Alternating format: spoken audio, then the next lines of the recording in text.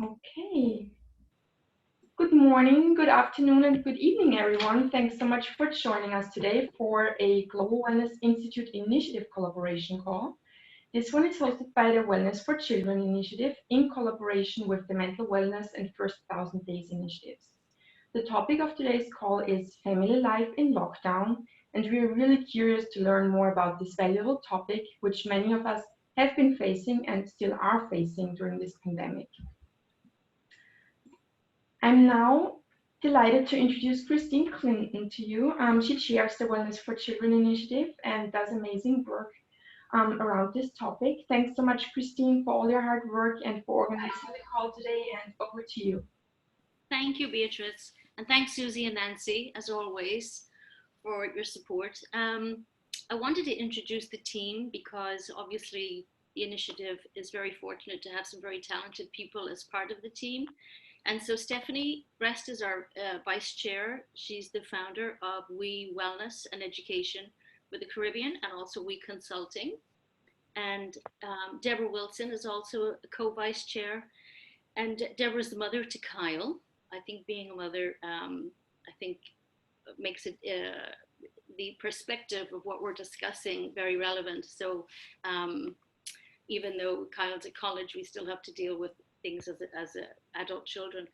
But Deborah holds a BS in nutrition and in wellness, and she's a certified functional medicine health coach. We also have Connie Morris with us. Connie, I didn't see you on. Where are you? Oh, I can't see the whole screen, but Connie Morris is also a mom, and she's a creator of Budding Yoga. She trains students in social and emotional learning. She offers mindfulness and movement resources. She spent many, many years in the classroom, and she has a master's in autism.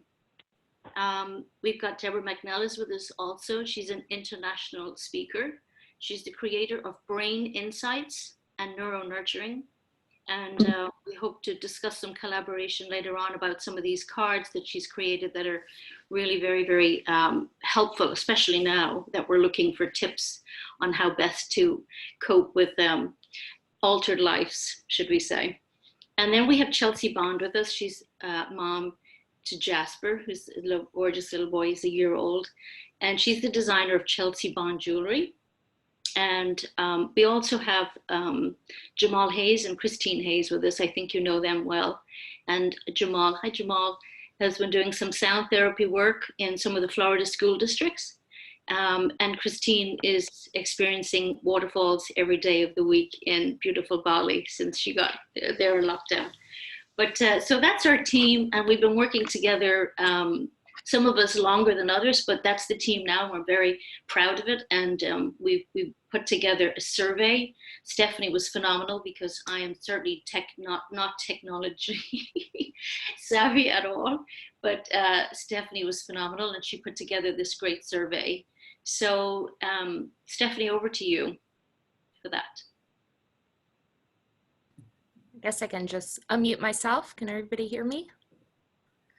So yes, I did the technology part of the survey, but had a lot of great input and feedback from all initiative members and children and families that we sent it out to kind of make it what it is today. I wanted to share a little bit of the technology that we use because I think it would be beneficial perhaps to the Institute or other initiatives to use this format as it is continually creating a white paper. So we will be able to share this.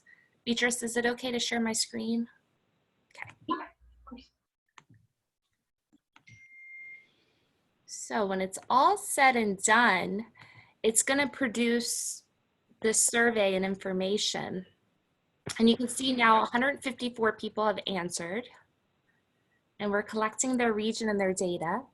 And we can also input, when it's done, I plan to input pins, so we'll be able to see how many people answered and where.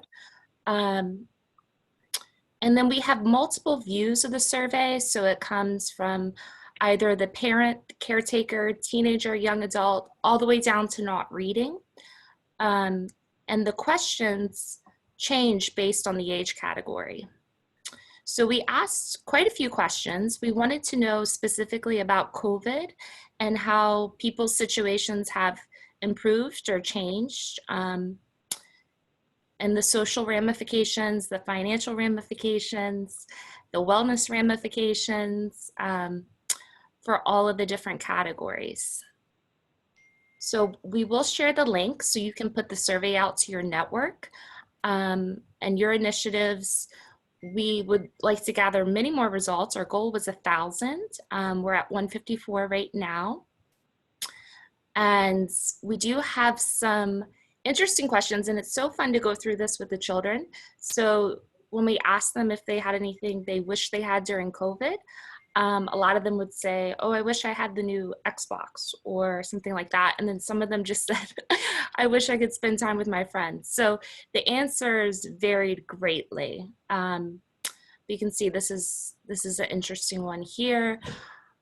How has COVID positively affected your spiritual health, mental health? No effect, partner relationship, quality of life, and then negatively.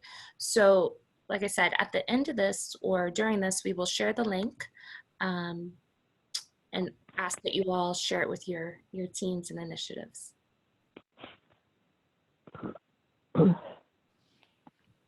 Okay, thanks, Stephanie. Deborah, did you want to discuss some of the data that you gathered from this that we talked about yesterday? Deb Wilson? Sure. One of the things we wanted to do is really look at some of the positive things that were happening for families and children during lockdown. We know that everyone's gone in different ways.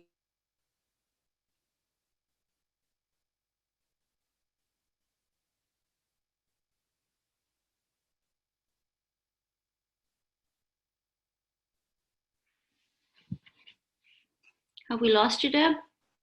I'm back. I'm so sorry. I apologize. I guess I'm having some interruption here. Anyway, so a few things that we wanted to kind of spotlight and maybe help pivot, some of the angst and issues that families are going through by spotlighting the positive things. So a few things that were remarkable to us that came out of the results so far is that 53% of the respondents said that they rated the positive number one thing during lockdown was the improvement with their child relationships. And 36% of respondents rated the number two thing was their partner relationships. Before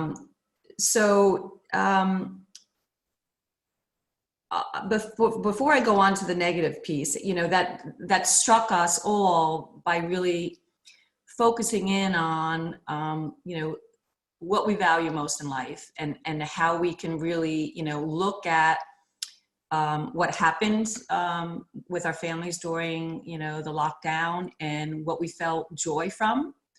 And, how we can, ensure that we, keep those aspects in our life going forward. A few of the negative things that came out were, and this is no surprise to many of us, as 56% responded, the number one thing was negatively impacted was their mental health. 39% rated the number two thing as their quality of life. So we know, that the mental health piece is, huge and impacts so many areas of our life. And that was one of the reasons why we wanted to really focus on some of the positives, to help people, change the lens that they're looking at this through. And kind of change the energy a bit.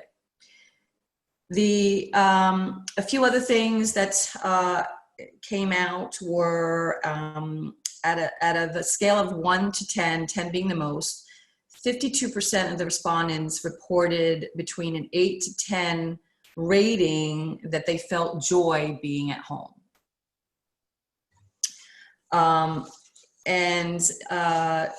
one of the things that the children rated was the number one favorite thing was having time to play outside and do other things outside.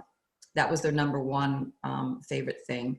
And the number two favorite thing, which I just love, being a foodie, is cooking and sharing meals together. So those are the two top things that they said were their favorite and brought them joy during the lockdown. There were some of the issues that were brought up, and most people reported that they did not have enough time for self-care. So we know families were really, slammed into a situation where they were having to manage work from home, managing schooling for their children, and managing all the other constraints that the lockdown brought. So self-care was an important need. The other interesting point that was brought out was when asked of the number one resource that they wanted or needed, and it was brought back to us as motivation. Expectant mothers that responded reported the most positive thing for them was the increase in their spiritual health. And unfortunately for expectant mothers, they reported the most negative thing was their mental health. So obviously we know, Alana, from your work on mental health and from the first 1,000 days, that it has a significant impact on the health of their soon-to-be born child. I am happy to say that at this point, from the respondents that we have, and we, as Stephanie said, she'll be reporting from where we got these and more of the demographics, but a very high percentage reported that they had no difficulties having access to enough food and clean water. So we were delighted to hear that. Moving forward in schooling for the rest of 2020 and 2021, 64% of the respondents reported that they will have an alternate school day. So, there's multiple different feelings when it comes to the schooling aspect. So we have to dig into that a little bit further, because there are some, while that's being presented as options to parents, there are a lot of fears obviously involved in what's the right thing to do for their child. So those were really the top line. Actually, there's one other point that I wanted to make, and of children living in a divorce situation or in a separated situation, 75% of the respondents reported that there was a positive change in the parental agreements and relationships in navigating the children between homes. So we thought that was really a very significant thing to spotlight with our families. So those are some of the top line things. As Stephanie said, we'll be digging deeper and getting more data as we get more respondents. Thank you very much for that, Deb. I wanted to also take an opportunity to speak to some of us on the call here today about their own personal experiences. And Nancy Davis, Nancy is a trooper and has agreed to just talk about what her personal experience was like to have to move out of the city, when New York was crazy in the early months, and having to move to another location and having to be in family lockdown with a multi-generational situation. So Nancy, we'd love to hear your perspective of what that time was like for you and the family. And Sheila, I think I saw Sheila on there too. Yeah, I think she had to jump off to talk to a client, but she was on at the beginning, and Marvin was on too, my son-in-law. I don't know if he's on anymore either, but so anyway, hello everyone, and thank you for joining, and thank you Christine and team and initiative for putting this together. This has definitely been an unusual time. in the world and in my life. I'll speak only for myself, not everyone else in the family. But my partner and I left New York, where I love and have lived forever, to move to our Connecticut home on the 12th of March and have been here ever since.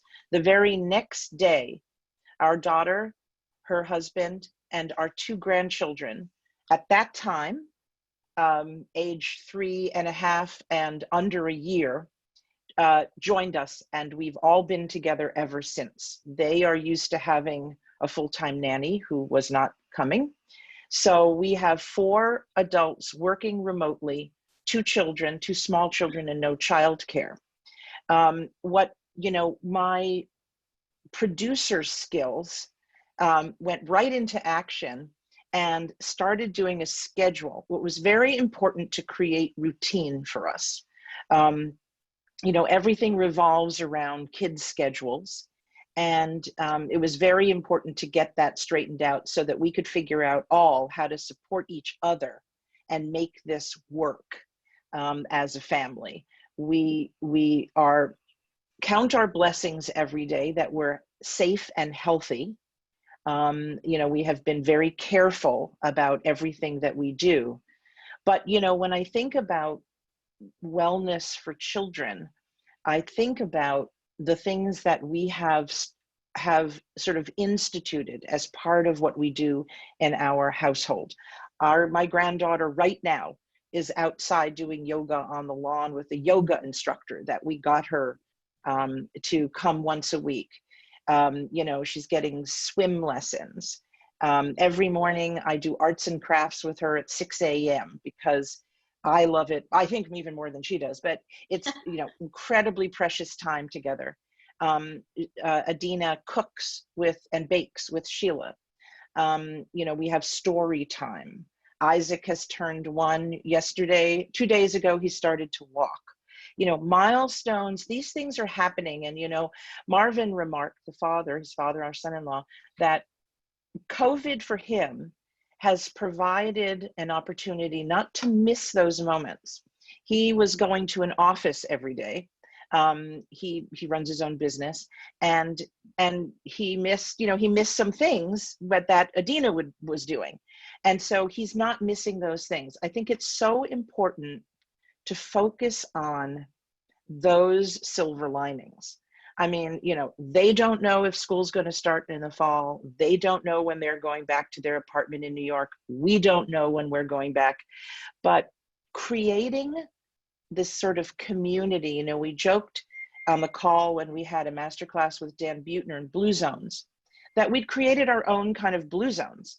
We every day we do things that are just the natural things of the day that create movement.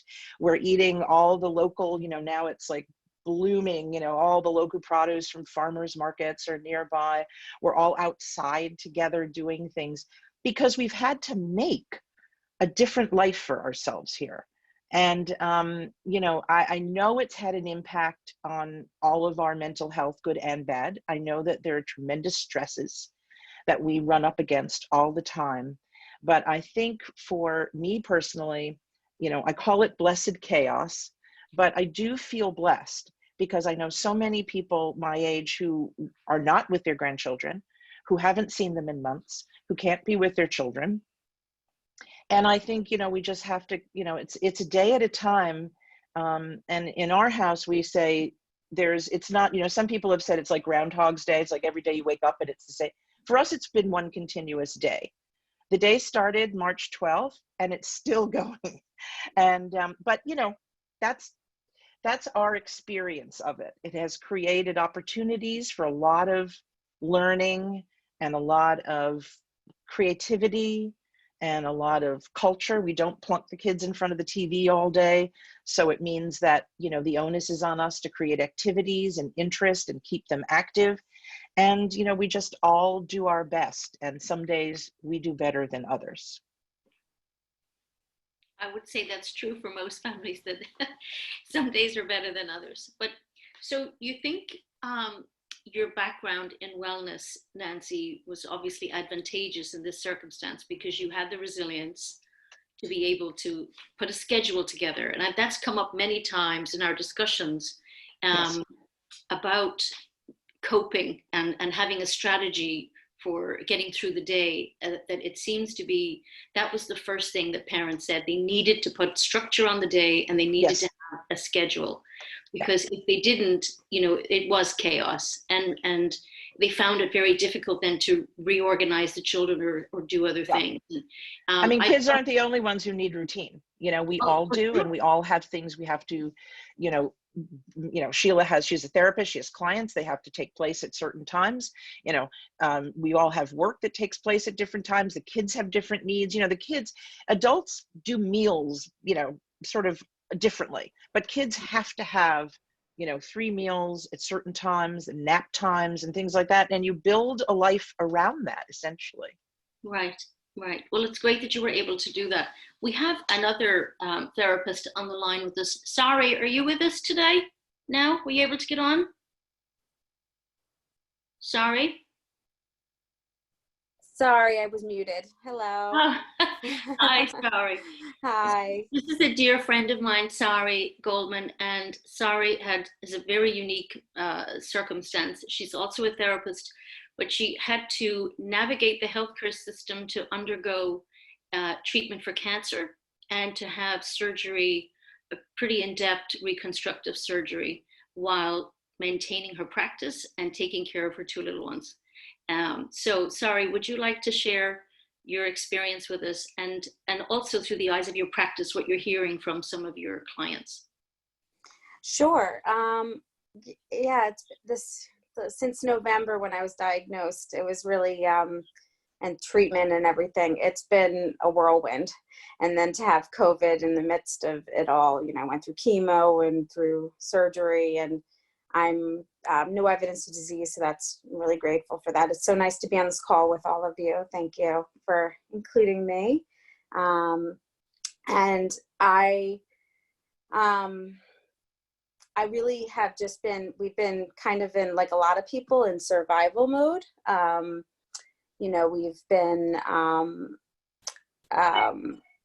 really working well together as a family, and I think it's made us stronger. My husband's taken up a lot of the slack, but he works as a essential worker, as a banker, and they had a whole setup where they would have him rotating 1 week on, 1 week off, and then every other day. And he was also on leave to help me get to my appointments. And we have a phenomenal sitter who has been helping. So we found that we really needed a team. We included my parents after they were quarantining too, because we really needed the support. And it's been hard for a lot of families. I have 7 and 9-year-old daughters, and it's been hard for a lot of families, of all ages, but the little ones, they need a lot of support. And when we switched over to the virtual school in the spring, it really became very chaotic, and that rule of thumb of meeting routine was very important. I don't know if it would be useful. I did give a presentation during all of this on 15 considerations and strategies when caring for children and teens during COVID. I'm not going to go through all of them, but some of the ones that were already resonated was a daily routine,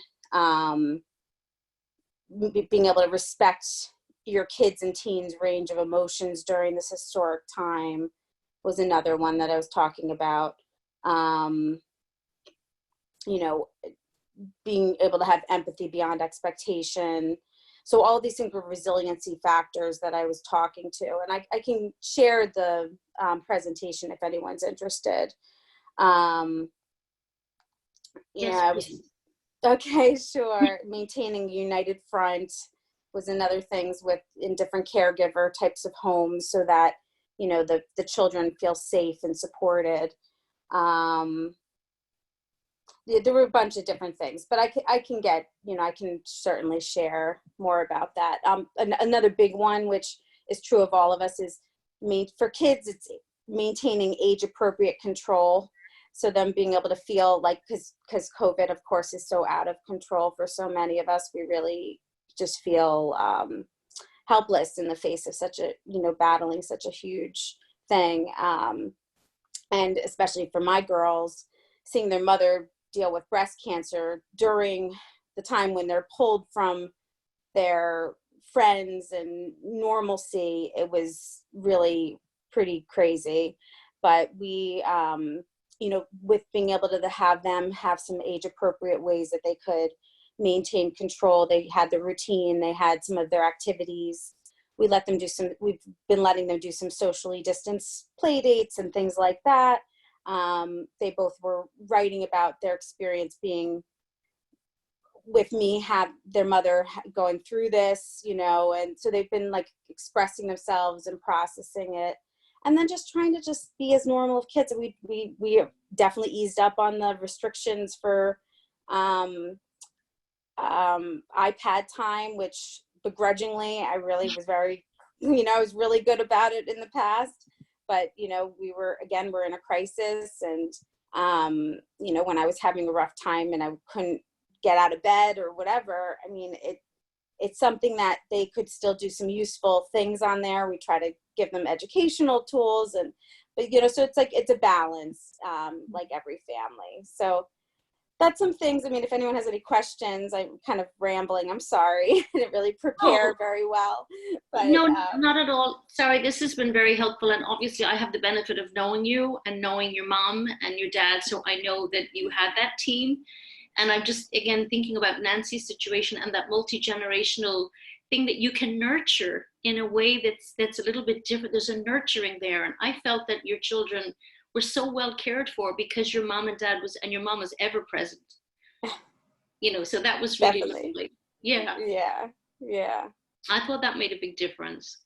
So thank you for sharing that with us. Sure. I'm so glad to see that you're looking very healthy and well again. So I'm very pleased to see that. That's great. Good. So speaking of mental health, I'd like to introduce Alina Hernandez. Alina, I can't see you on my screen, but Alina is the co-founder of the First 1000 Days, and she's the co-chair of the Mental Health Initiative. She's also co-author of a book that's about to be published, or a paper, I should say, with Dr. Jerry Boddicker and Lisa Vazzullo. It's the Journal of Dance, Movement, and Spirituality. So, Alina, I'd like to invite you to perhaps share what your experience was like parenting a teenager, but also moving country.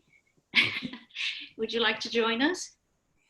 Thank you very much for the invitation, Christine. And thank you as always, Susie and Nancy, for hosting these incredible community gatherings.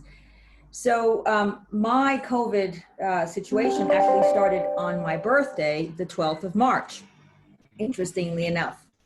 I was in Colorado, and all of a sudden when I realized what was happening, I just got on a plane from Denver, flew immediately to Houston, and landed on my birthday. And my daughter at the same time was on the phone from Amsterdam, very frightened because although she was there living with some roommates, the roommates were scattering. They were going back to Sweden, they were going back to Paris, they were going back everywhere. And she was in her first year at the University of Amsterdam, quite frightened of what this could potentially mean for her if I didn't get her out quickly before they closed the borders. So by the grace of God and a lot of logistics, she was landing in Detroit on the 14th of March to another scary situation, all of these people being processed by the CDC all at once. So all of a sudden she was standing online with like 3,000 of her closest, newest friends. And there was no social distancing, there were no masks, there were no anything. So we immediately, the two of us went into an immediate quarantine. It gave me time to organize myself at home and kind of stock, what we needed, the supplies. Because although I have some distant family in Houston, they're not nearby. And I have a wonderful community of neighbors, or I had in Houston, who were like my family. I mean, I couldn't be grateful enough for them. But what was striking, that what happened were two things. The first is that my daughter and I became closer. So we took the time every day to sit in my garden and just talk. And we both realized, and my daughter had incredible insights to say, Mommy, I think the reason COVID happened is because I needed to come home to you so we could finish the business of me being a teenager and all of the ups and downs that everybody goes through having a teenager. And she was right. And so every day, and I want to add a word which for us was a rhythm. We had an extraordinary rhythm every single day. And my daughter incorporated a routine of exercise and yoga and a HIIT program that she got online with her friends who were scattered from all over the world. Every single day we had dinner together, no matter what. She cooked. She became, an incredible baker. So this sense of community of two people who was held by a larger community of extraordinary neighbors in Houston. We took to walking. We were lucky enough that we were able to leave the house after our 14, and actually during our quarantine per se, the only time we left the house was to go on a very extended walk around Rice University where we saw no one because we went early, and my dogs. We walked my 2 dogs, and now we have a third who's a COVID refugee whom I found on the Rice track. So these were extraordinary blessings. And the thing that I think really got us through is a sense of rhythm and community. And that then strength really created resiliency and strength for another massive adventure, which was a trip across country from Houston to Chicago eventually, because we had 3 dogs and United was not boarding dogs and a lot of uncertainty. We were originally booked to leave to Frankfurt on the 15th of June from Chicago. And of course that changed and the EU closed its borders to US passport holders, both of which we are. And I did my homework. I read the documents presented by the EU. I prepared and I presented a dossier to the Lufthansa people. And I did a site visit to the Lufthansa counter 3 days before flight time to really get a sense of on the ground, because travel in post-COVID world is not travel, what we used to know. It's more like traveling in the 19th century, really, if I can equate it to anything. But the thing that held us was a sense of adventure, was a sense of we had no idea what was coming up the bend, but we were okay with whatever the final outcome was going to be. Because it was the 2 of us and our 3 dogs packed with a bunch of luggage in the car traveling across country, we decided instead of going straight to Chicago that we were going to make a pit stop in Little Rock, Arkansas, of all places. It was a sleepy backwater where we basically saw no one near the river. And it was the most delightful time. And our rhythm changed, but it continued. We walked dogs, we made dinner, we continued our life.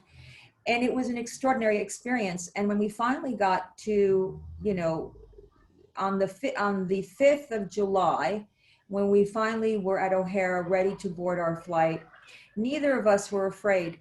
We had decided that whatever happened, happened, and we were just going to roll with the punches because this is what it's like to live now in this world. And I'm happy to say we did make it across. There were 22 US passport holders that were denied boarding that day. And I live in gratitude every day that we were allowed to board. And not only we were allowed to board, but we were allowed to enter Germany. And so here we are, and now trying to get my daughter back to Amsterdam, which will be the next set of challenges because COVID is going up in Belgium. And the Dutch are also, so we don't know what's going to happen when we get into a car next week on the 7th and we go to Amsterdam. But again, we will handle this adventure the same way we've handled it since the 12th of March. And I had a friend who said to me, it must have been challenging, but how wonderful that you made it. I said, there's not one single part of it that wasn't filled with wonder. It was challenging, but all of it was full and with wonder. So thank you so much for allowing me to share my story. No, it's a great story, Alina, because we remember it very closely when we were tracking you from state to state and then getting to Germany. So I'm so glad that you got to where you wanted to be and that you and Alex had that bonding time together. So it was lovely. But it brings us back to that resilience because you went through it, you got through it, it's already set your intention of what you were going to do and you achieved it. So I think the resilience part is really important. And with that, I'd like to invite Andrea, Jeb, to come on. Andrea, if you're able to unmute yourself. So Andrea is my niece and she is a mom of 3 gorgeous boys, but she's also the founder of Junior Genius, which is the largest privately held Montessori school in Ireland with 300 children. and she is my inspiration, and I love her dearly.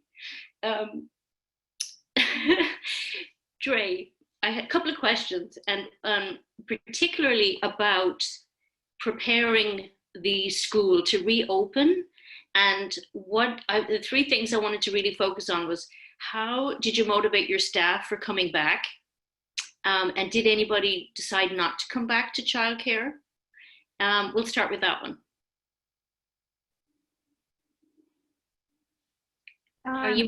Yeah, go ahead. Well, we were lucky because we have a really good team.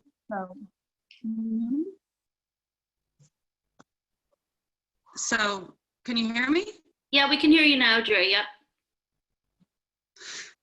Yeah, we had a really good team. So we all kept in touch throughout the whole time that we were closed, and we had set up parent groups, and the staff were keeping in touch with their children every day, sending story time videos and being in contact with the parents, any parents who were struggling, to help them and that kind of thing. So the staff were all really excited to get back. We didn't have anybody who didn't come back. Okay, so all the staff before we opened back up, so the 2 weeks before. Yeah. It's not a great line, Dre, and I know that Dre, it's in the countryside, so sometimes the signal's better than others. But I do have another question, and it was about the parents. Were there any parents who chose not to send their children back to school or to Montessori? We had a handful that decided to wait until September, until things had eased off a little bit with the restrictions. But otherwise, the majority of parents decided to send them back. Some took reduced hours because they were still working from home, but we probably have about 80% of our children are back in their normal routine. That's 80% is really good, actually. Yeah. Let me ask about the children. Have you noticed any changes in the children's well-being, in their own, how they feel about being back? Have you noticed any anxiety or separation anxiety after being home for so long? At the first week, we were expecting it to be worse, really, but because I think we had kept in touch so much with the children, and 2 weeks before we reopened, we did like a drive-through where the children came up and their teachers had presented a little gift bag for them and had done a little scrapbook with pictures and things like that to keep them. So the teachers got to see the children and the parents, and it was kind of a little reintroduction. So we made sure we didn't lose a connection with them, so that when they came back, they weren't too fearful. So I would say 80% came back and were absolutely fine. And we had about 20% maybe that were a little bit, for the first week, struggled. But at this stage now, we're 5 weeks in this week, and they're all 100% back to their normal routine now. Okay. So can I just ask about any strategies you put in place to accommodate children that were struggling? So when we were setting up the routine for coming back, we made sure that certain children who we knew might be harder, or who would be very attached to their parents, or who might have had a more difficult time during the closure, we made sure that they had staff members and children in their room that would help to put them at ease. So they weren't going to be with somebody they didn't know or that they didn't feel comfortable with. We tried to have like this video calls with the parents so that the children could speak to the staff member beforehand. And then as part of like in Ireland, I'm not sure what way you're going to do it in the States, but the kids have to go into pods. So each classroom is done out as a pod of 12 to 16 children maximum. And they have to stay together. They can't mix with any other children throughout the service. So a lot of places have to share playgrounds and that kind of thing. So we made a separate playground for every pod. So they all have their own individual outdoor space so they can get outside as well as their own inside room. So the parents dropped the children outside to the playground, and we found that worked really well because they just wanted to get in and play with their friends. So I think that was a huge benefit for us, that they could do it that way. Mm. Well, I think you're lucky. Of course, you're on 9 acres, and I've got some wonderful footage that we will share, and some images and photographs of the forest school. So you added 2 new classrooms in the forest. Is that right?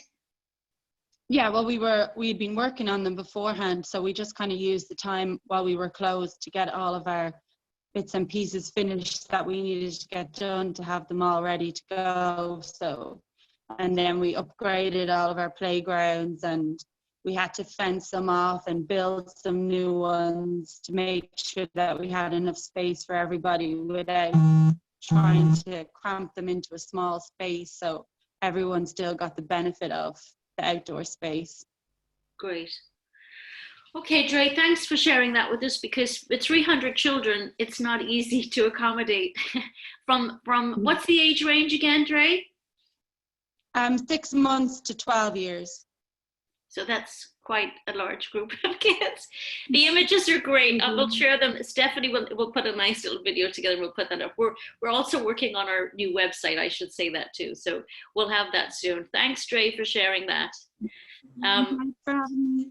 I thought it would be good too to also have some feedback from a pregnant mom who, has had to obviously change appointments or change how appointments run, because now you can't have your loved one with you in the appointment and things like that. So Sophie, if you're on, Sophie is my sister-in-law who I love and adore, and she's Swiss woman trying to deal with living with an Irishman, my brother. So Sophie, if you're on, can you hear us? I can. Good afternoon, ladies and gentlemen. This is like the Eurovision. Go ahead, Sophie. Yeah. Sophie is 8 months pregnant with a baby boy. Yes, so thanks for having me this afternoon, and very interesting topic so far. Yes, I'm 8 months pregnant, so about 3.5 weeks to go now. And obviously, when I found out I was pregnant shortly before Christmas, we were in a different world than we are nowadays or today. And it was interesting because my pregnancy started off as a complete normal pregnancy and then went into one of these pandemic pregnancies, as they're calling it now here. There are 2 aspects of it from my side. I personally found, I work as a flight attendant for a Swiss airline at home. Also, my husband travels quite a lot. So for us, in some way, the pandemic was a blessing because we were just grounded, and we were very much grounded, like to the house and being at home and being able or not able to travel. I personally found that was very helpful during my pregnancy. I felt, or I still feel, very connected to my baby because I had that extra time where it was just me, the baby, and my husband, and we really enjoyed being home. And I have to add that we are blessed because we do live in a big house with a big space outdoors, and we can walk the dog every day. These things really made it much more easier. And I think in one way you kind of start seeing things that you maybe didn't see before, how blessed you actually are. And I took a lot out of that. And then there was the other point which made it hard for me, because not being able to travel also meant I couldn't go back home to Switzerland, which is only about a 2 hours flight from Ireland. But my family, like my side of the family, completely missed out on a pregnancy. Like my parents didn't get to see me growing and growing and growing. So it was a bit tough from that part, especially for my mom. And I was lucky enough to go home about 2 weeks ago for a few days, got to see my parents. But now Switzerland is not on the so-called green list in Ireland, so they might not be able to come over for the birth or after the birth of the baby. So we have to see and figure out. But then again, it's just how it is, and you have to go with the flow, and it might change or it might not change. But I think the most important thing is that I'm healthy and the baby is healthy, and yeah. Good. Well, obviously, we're very happy about that too. I never thought that I would not be able to see and hug my family because I'm in a quarantine until I get the all clear. This morning, I had a COVID test this morning, which was most unpleasant. But I had the expedited one, so I'm supposed to have results in 24 hours, and then I'll be able to go and hug my gorgeous sister-in-law and my mother and all the rest of the family. But I just wanted to recap then on the experiences, and I think the commonalities again is resilience, I think, and of course family and the importance of being connected to each other. And having a team and feeling that you are supported is really key. And we know that we can't fix everything. We know there are lots of children that don't have love and care on a daily basis in their lives. And we wish there was more we could do. There's over 300 million children across the world that are displaced. And that brings me tremendous sadness. But when we hear the individual stories and we know that we can do something, even at a micro level, and that if we continue to share best practices, I think we can maybe shift where families will go with being able to recover from this pandemic mentally and physically, because I know some people out there are talking about the COVID-19 refers to the 19 pounds that everybody's gained. So some people have really taken up activities that include exercise, and then some people have just not been able to be motivated, and that motivation question came up, Deb, that you talked about. So as a group, we wanted to see where possibilities are that we could help further. So there are some classroom activities we'd like to share with teachers. Connie, are you on the call now, Connie?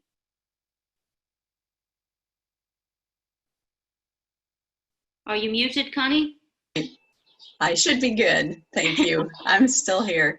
Good. I just wanted you to give your perspective, since Connie, I should say, works in the Ohio School District and works with some special needs children and has been gathering data on how they feel about maybe coming back to school or not coming back to school, but also how some parents felt about their resources being cut for those with special needs children, and what things we might be able to do to help them.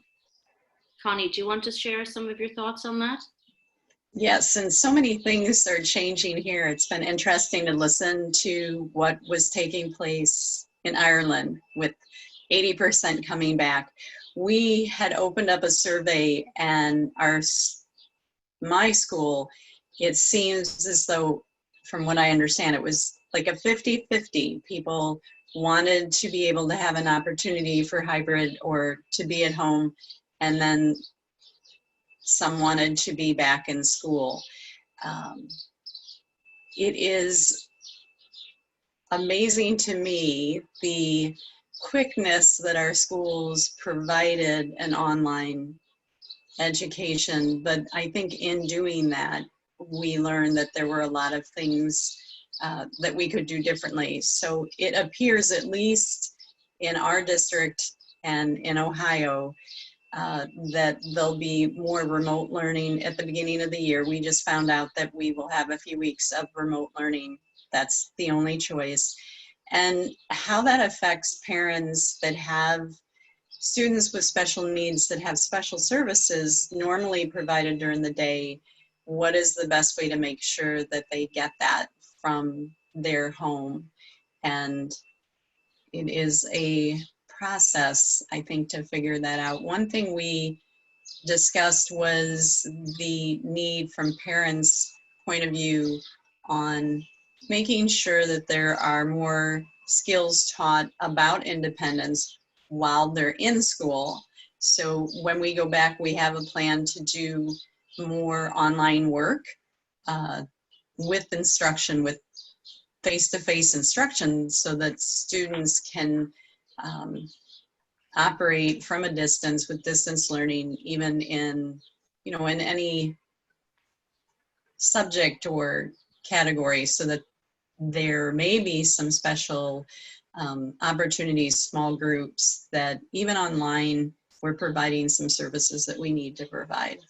And I think that's what, as a community, honestly, as a world community, that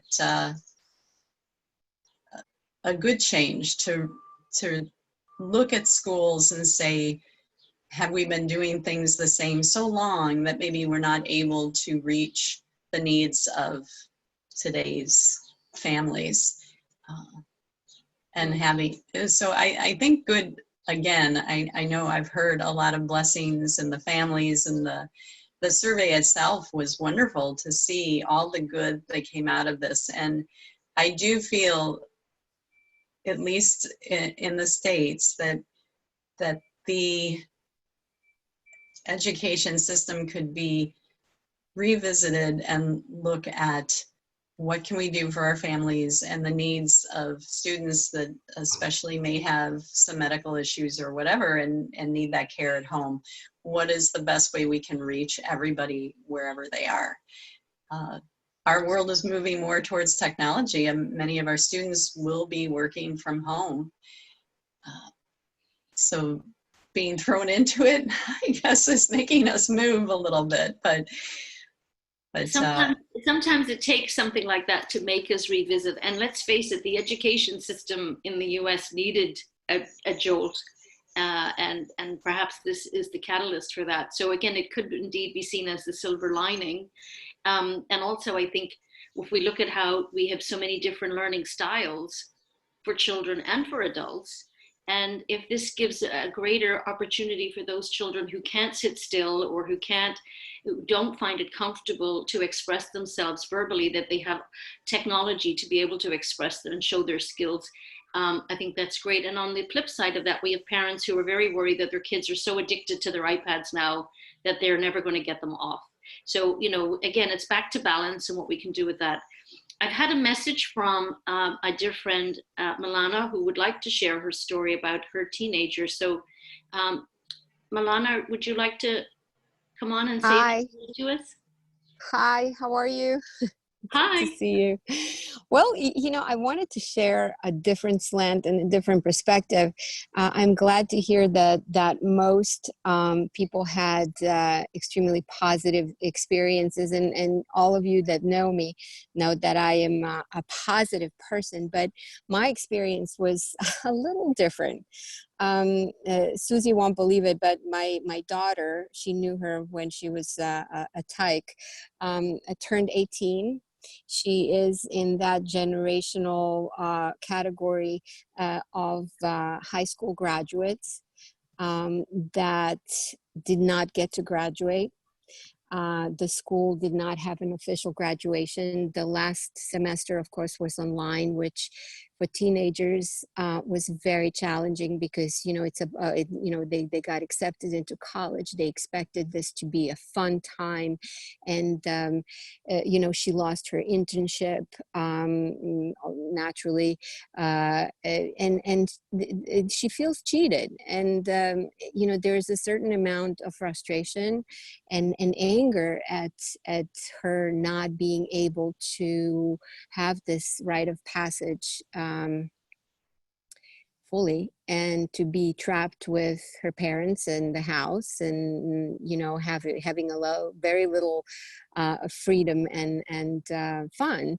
I mean, you know, at some point Netflix and Amazon Prime you know, don't cut it any longer. So it's been a challenge. It's been a challenge for me because most of the time I find it hard to deal with it. I find that we don't know if colleges are going to open in the fall. You know, we bought all the stuff, but you know, who knows? She is for the most part, they're good and bad days, but it's a challenging time. It is. Thank you for sharing that, Milana, because I had a similar situation. My son, Jack, my firstborn, he just graduated from 5 years of college at Columbia College in Hollywood.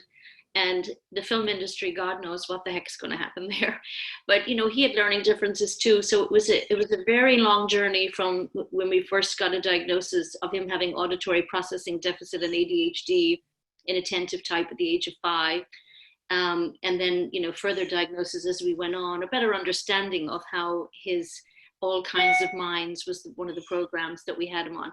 But anyway, after his education journey, to be out in LA and to have absolutely diddly squat to acknowledge that he had gone through this whole, you know, time to graduate, and he graduated magna cum laude, and there was nothing.